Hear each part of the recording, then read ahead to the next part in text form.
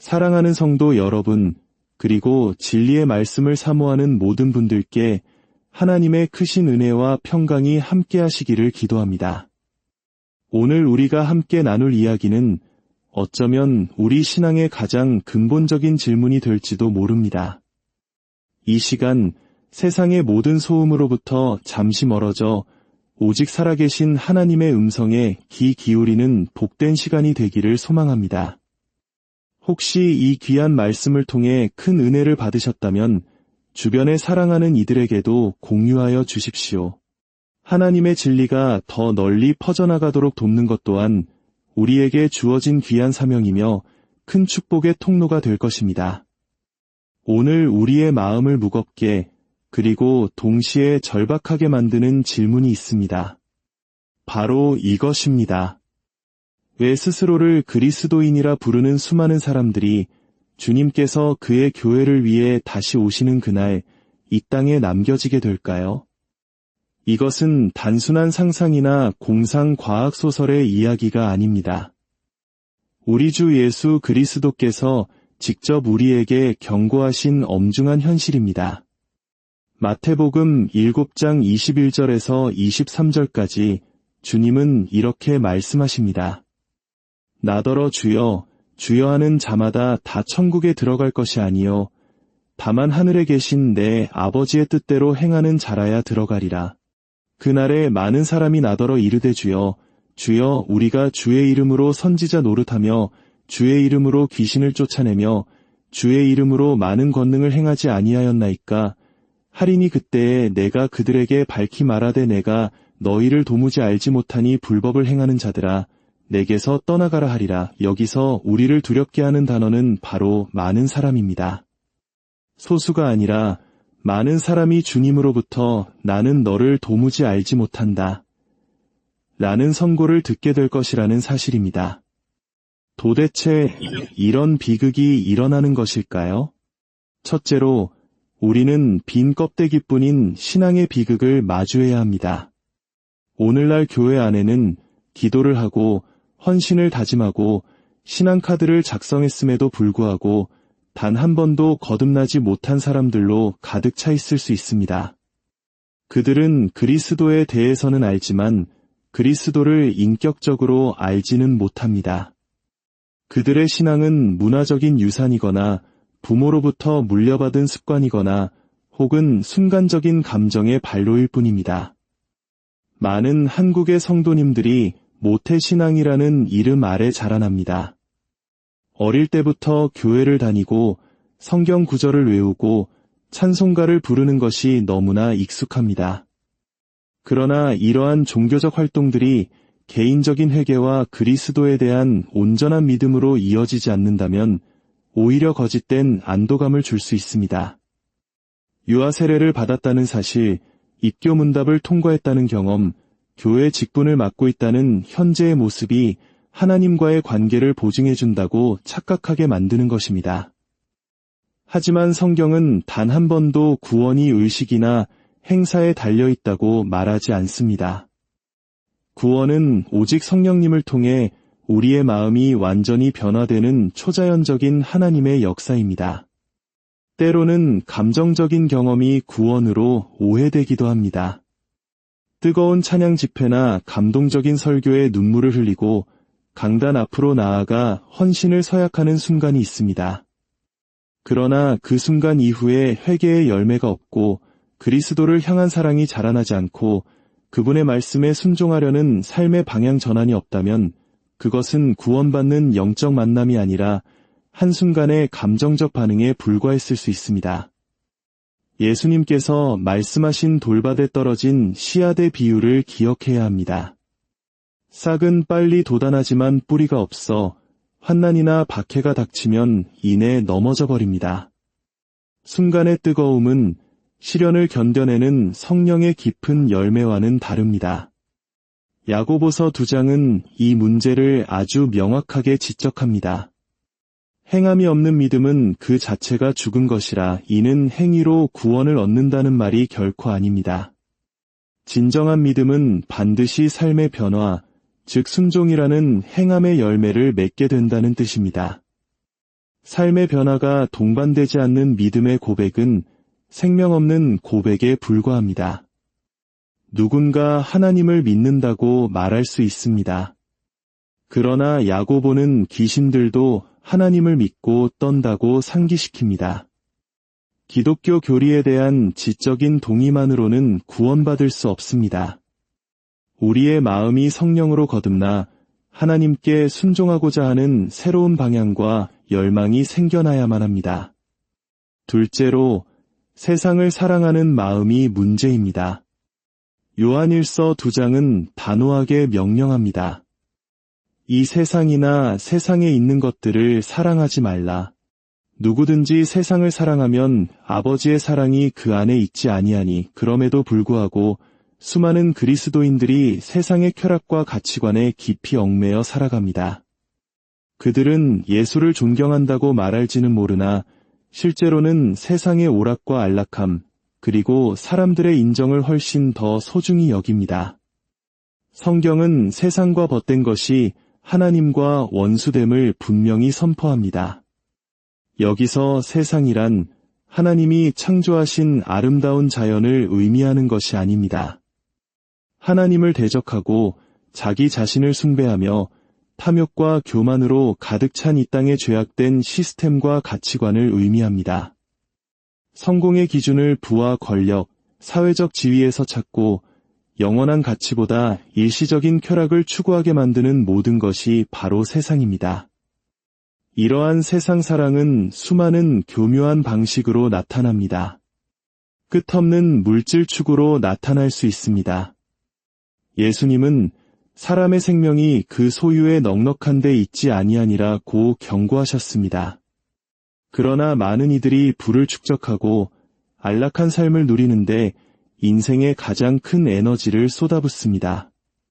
돈을 사랑함이 일만 악의 뿌리가 되며 많은 사람들을 믿음에서 떠나게 했다는 바울의 경고를 잊은 채 말입니다.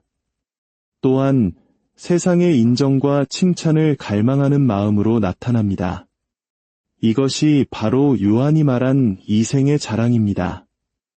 예수님은 사람의 칭찬을 하나님의 칭찬보다 더 사랑했던 바리새인들을 책망하셨습니다. 똑같은 욕망이 교회 안에도 도사리고 있습니다.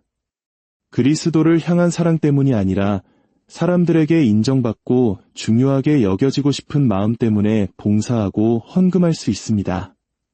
다른 사람의 평가가 신앙의 목표가 되는 순간 그 마음은 이미 세상에 사로잡힌 것입니다.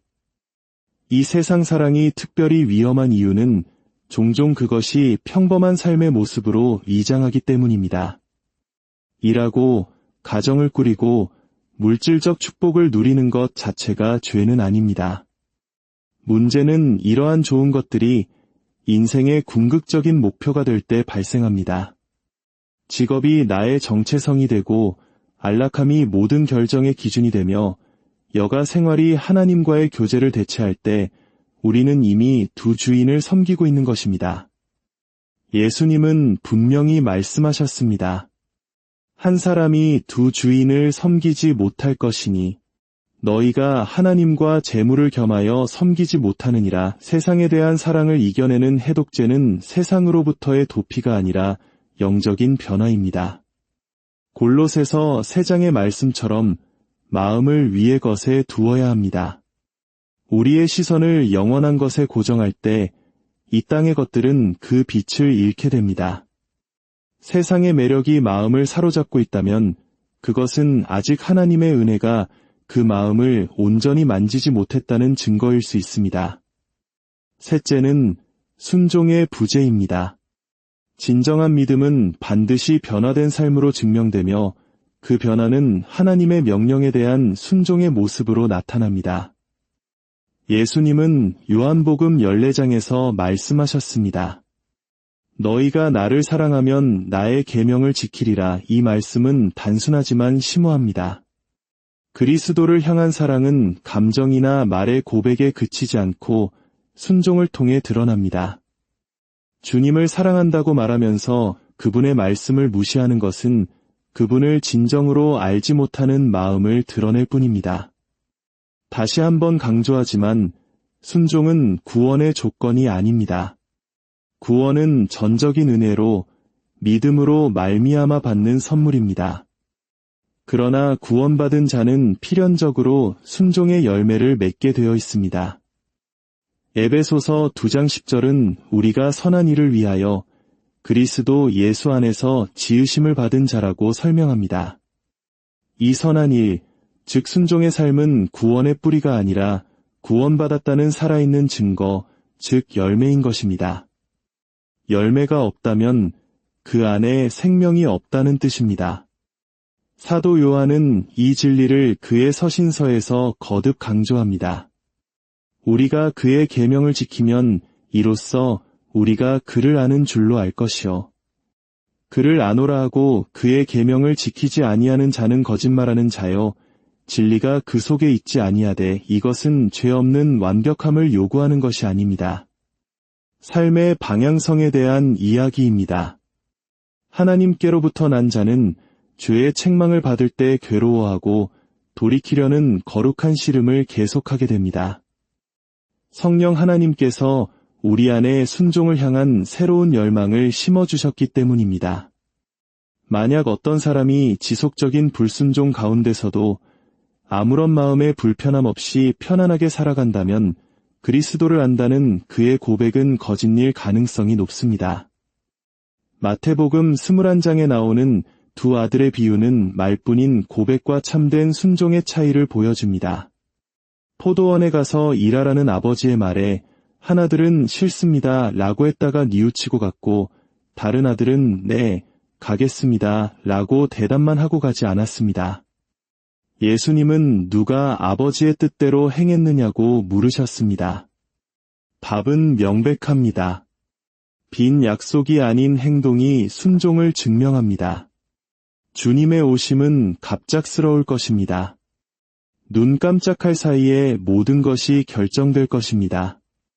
그때 가서 준비할 시간은 없습니다. 준비는 바로 지금 해야 합니다. 사도 바울은 고린도후서 13장 5절에서 권면합니다. 너희는 믿음 안에 있는가 너희 자신을 시험하고 너희 자신을 확증하라. 교회 출석이나 신앙의 가문 혹은 과거의 뜨거웠던 경험에 안주하지 마십시오. 오직 그리스도 한 분께만 소망을 두십시오. 그분의 삶과 죽음 그리고 부활을 굳게 믿으십시오. 그분께 복종하고 그분을 따르십시오. 오늘이 바로 구원의 날입니다. 회개하고 복음을 믿으십시오.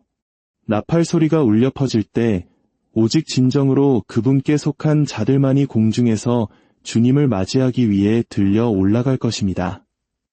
부디 이 말씀을 듣는 여러분 모두가 그 영광스러운 무리에 속하게 되기를 간절히 기도합니다. 우리는 기억해야 합니다. 우리가 싸우는 이 싸움은 혈과 육에 대한 것이 아닙니다. 보이지 않는 영역에서 진리와 거짓이, 거룩함과 죄악이, 그리스도의 나라와 어둠의 권세가 치열하게 충돌하고 있습니다. 사탄은 우는 사자처럼 두루 다니며 삼킬 자를 찾고 있습니다. 이것은 시적인 비유가 아니라 지금 이 순간의 현실입니다. 그러나 낙심하지 마십시오. 하나님의 섭리는 결코 잠들지 않으십니다. 그분은 우리를 지켜보실 뿐만 아니라 우리를 위해 친히 싸우십니다. 십자가를 통해 이미 궁극적인 승리를 확보하셨고 부활은 그 어떤 원수의 공격도 그분의 백성을 이길 수 없다는 명백한 증거입니다.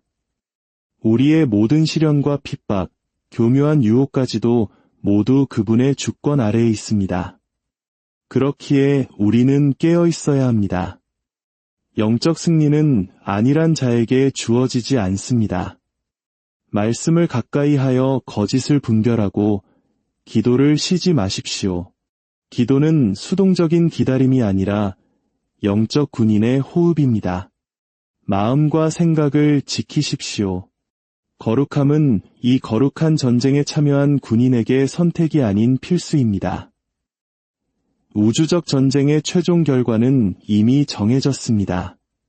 그리스도의 십자가와 부활이 모든 것을 보증합니다. 그러나 우리 삶의 현장에서 벌어지는 매일의 전투는 실제이며 그 안에서 우리의 신실함은 중요합니다.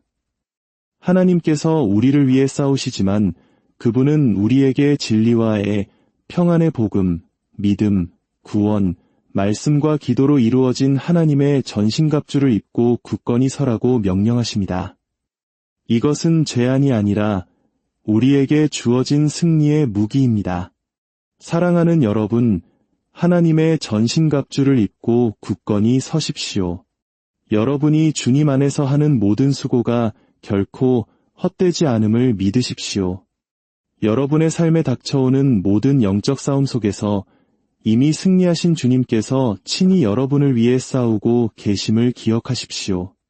그리하여 마지막 그날 잘하였도다 착하고 충성된 종아 칭찬받으며 주님의 영광에 참여하는 우리 모두가 되기를 주 예수 그리스도의 이름으로 간절히 축원합니다.